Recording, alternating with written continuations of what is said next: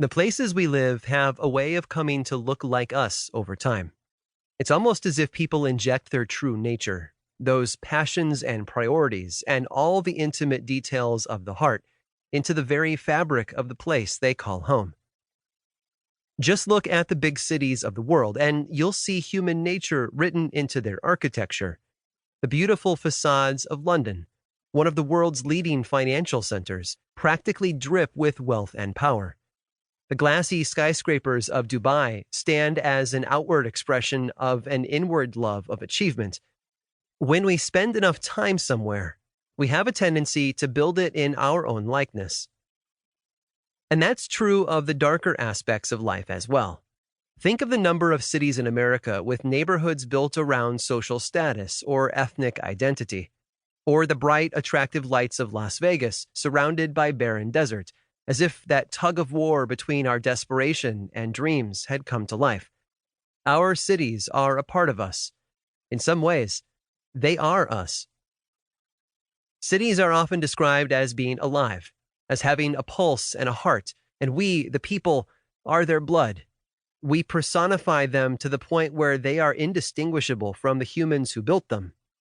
In 1946, the well-known American-turned-British aristocrat Lady Astor visited the city of Savannah, Georgia, and described it as very much like a beautiful woman with a dirty face.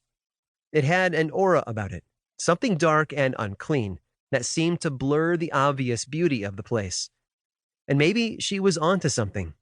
In the decades since, Savannah has become known as the most haunted city in America. Now, I'm not sure how you measure that sort of characteristic, or if you can even declare something like that to be an indisputable fact. Still, according to those who live there, Savannah is home to a lot more darkness than we might realize. And considering its grim past, it's easy to understand why. Ebb and flow. When Americans talk about the original 13 colonies, they're talking about the seeds that grew into the country we have today. 13 separate settlements that grew into territories, and then, eventually, the first 13 American states. The oldest colony, Virginia, dates back to 1607, while Georgia didn't receive a charter until over a century later, in 1732. They were the last to show up at the party, so to speak.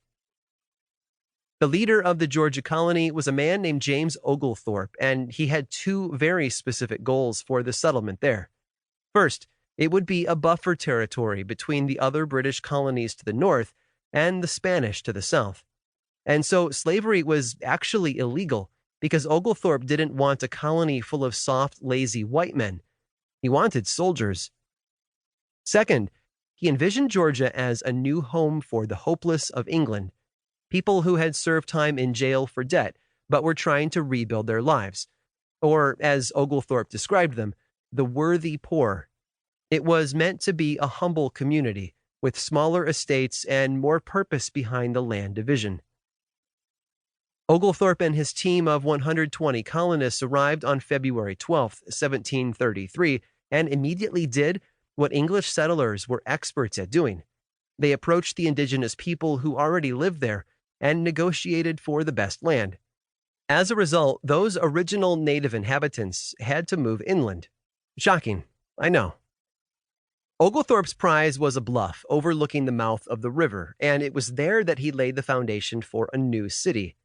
He called it Savannah, named after the river itself, and set about planning every square foot of the place. In fact, it was America's first planned city, with an almost obsessive arrangement of public squares surrounded by streets aligned to a tidy grid. And I'm going to be honest with you, as a former designer, I love it.